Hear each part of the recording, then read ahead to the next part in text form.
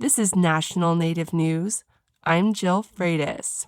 A group of Alaska Native organizations is launching a new rural veterinary public health program this month to provide care for animals in dozens of tribes across the state.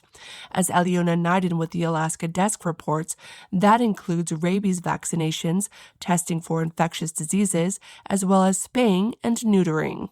Mike Williams is a musher and the chief of the village of Akiak. He says he and other Alaska Native leaders for years have been advocating for more veterinary care in villages like his. In Akiak, there were 2 rabid foxes shot this past winter, and there are many loose dogs. I think the main need is vaccinations with rabies and parvo that kills a lot of our animals. The Alaska Federation of Natives' new program is in partnership with the nonprofit Alaska Native Rural Veterinary. The 2-year initiative will bring veterinary services to 80 villages. Arlie Reynolds is a former musher and the medical director for Alaska Native Rural Veterinary. He says rabies is endemic in northern and western Alaska, and up to 25 people are exposed to the virus each year. The exposure usually happens when rabid wildlife, like foxes, bite village dogs. Dogs have been part of life in rural Alaska since people have been in rural Alaska. When something that has always been a huge benefit to a society becomes a potential threat, it's really a problem.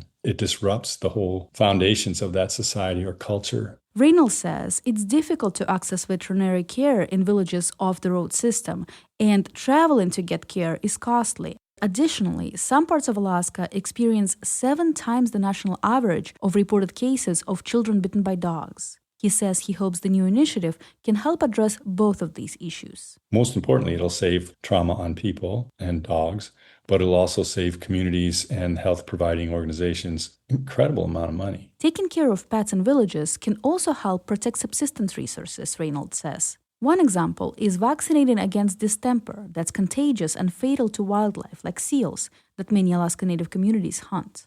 The authors of the new program say they hope it will act as a bridge on the path toward permanent and sustainable veterinary care for tribes. In Anchorage, I am Eliona Naiden.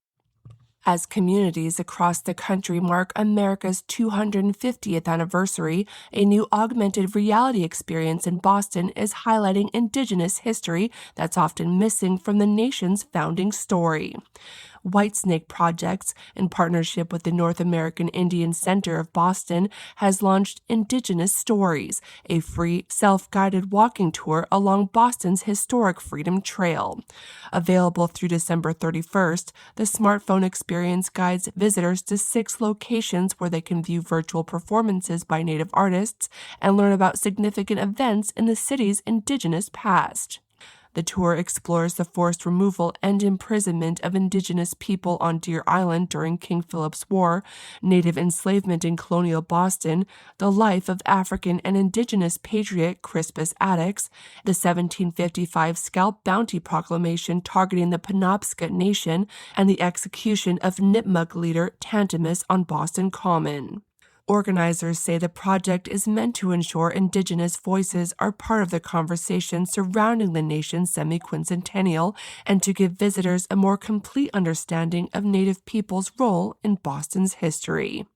I'm Jill Freitas.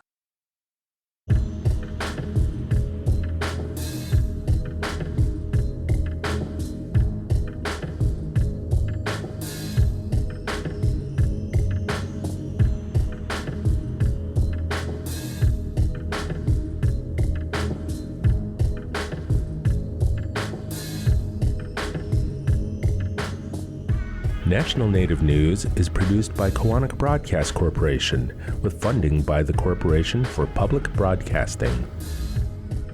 For 40 years, Amarant has proudly served Indian country as the first and only 100% tribally owned insurance carrier. Reliable and sustainable coverage.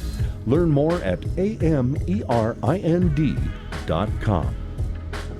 Tribal Development Partners, helping tribes build toward their goals through 105L leasing and essential facility development, empowering sovereignty, strengthening community.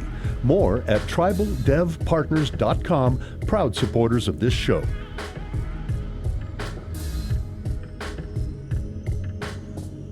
Native Voice One, the Native American Radio Network.